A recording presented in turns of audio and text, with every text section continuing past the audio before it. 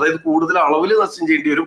നിങ്ങൾ നിത്യേന വീടുകളിലാവുമ്പോൾ 2 തുള്ളി വീതം നിത്യേന ഈ നിങ്ങൾക്ക് കൺസൾട്ടേഷൻ സമയത്ത് നിശ്ചയിച്ചിട്ടുള്ള തൈലം ഉപയോഗിച്ച് നസ്യം ചെയ്യുക. ഡെയിലി രാവിലെ അല്ലെങ്കിൽ വൈകിട്ട് പതിവായിട്ട് 2 തുള്ളി നസ്യം ചെയ്യുന്നത് ഇതിന് വളരെ നല്ലതാണ്. അതുപോലെ ഒരു അവസ്ഥയിൽ ആരംഭഘട്ടത്തിൽ തന്നെ ചെയ്യാറില്ല, അതായത് ഉള്ളിലെ നീർക്കെട്ടൊക്കെ പോയി ആ വാദത്തിനെ ശമിപ്പിക്കുന്നതിന് വേണ്ടതായ ഔഷധങ്ങളൊക്കെ കൊടുത്ത് അതിന്റെ അവസാന ഘട്ടത്തിൽ നമ്മൾ ഘൃതയോഗങ്ങൾ, ഔഷധങ്ങൾ ചേർത്ത് തയ്യാറാക്കി നെയ്യുകളും നിർദ്ദേശിക്കാറുണ്ട്. അതും ആചാര്യന്മാർ പറഞ്ഞിട്ടുണ്ട്. ഊർദ്ധചതുർവികാരേഷു നെയ്യ് കൊടുക്കാനായിട്ട് പറഞ്ഞിട്ട് ഘൃതം ജീവ ഉത്തരഭക്തികം, അതായത് ഭക്ഷണത്തിന് ശേഷം ഘൃതം കൊണ്ടുള്ള ചികിത്സകൾ പറഞ്ഞു വെച്ചിട്ടുണ്ട്.